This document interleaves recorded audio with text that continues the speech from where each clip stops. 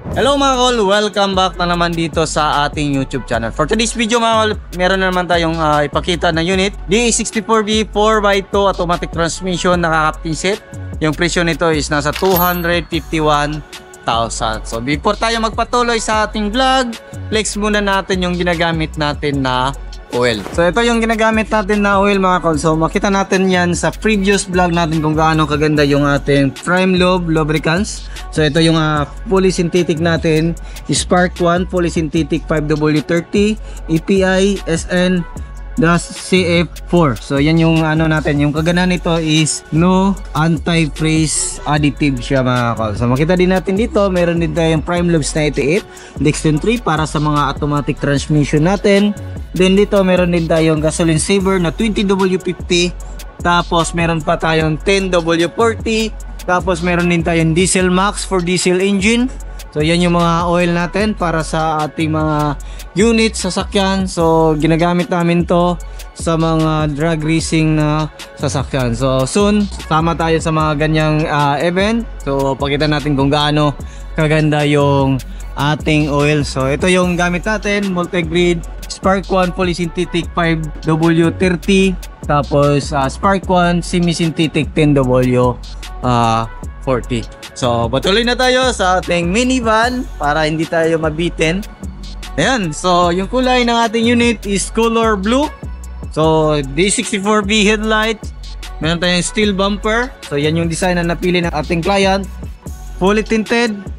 Tapos dito naka semi outer na brand new mags and brand new tire. So disc brake, fully undercut.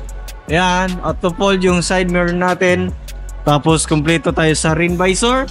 Meron tayong top load carrier sa itaas. Yun, napakaganda. So makita din natin dito, meron tayong stepboard sa likuran. Tapos plate holder para hindi mabend yung plaka. Then yung ating reverse camera. Ito naman yung ating tail light sa ating unit. So dito tayo sa loob. Yan. So dito mga kol, meron tayong third set. At the same time pwede natin gawing storage box. Then ito makita natin, brand new yung mating natin. Then yan, storage box din sa gilid. Tapos makita natin brand new felt yung gamit natin, brand new yung mating natin. Dito naman tayo.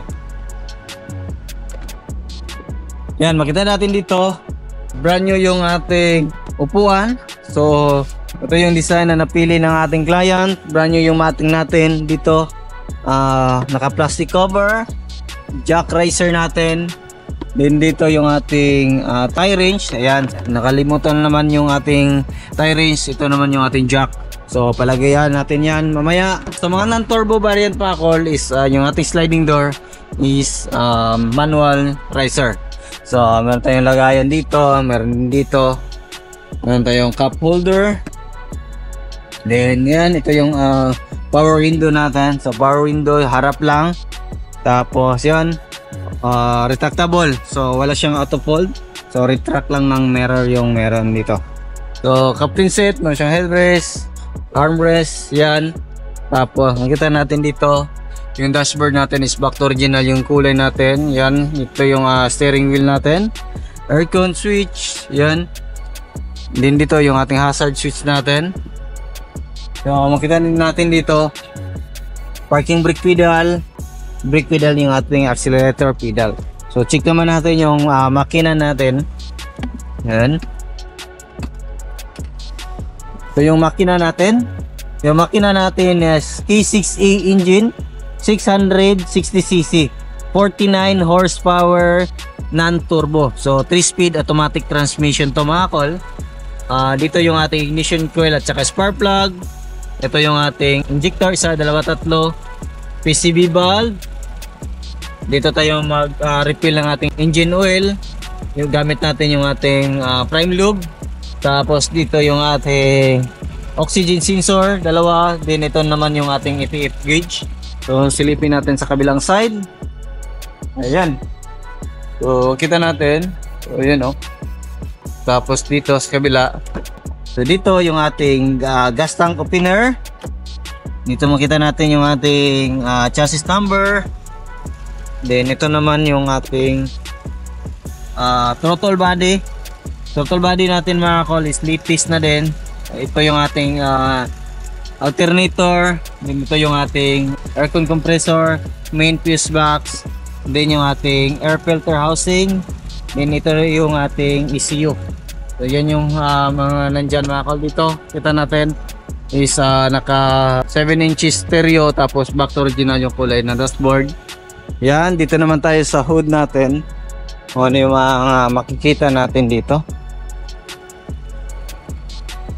Ayun. So kita natin dito yung ating windshield washer reservoir, radiator cap, yung ating coolant reservoir dito, then yung ating brake fluid reservoir. So yan yung setup natin ngayon mga kol. So yung presyo nito is nasa 251,000 all in.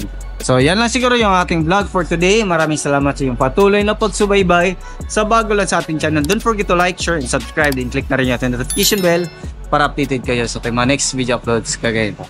Ingat po ba, Col, and bye-bye. God bless po sa atin.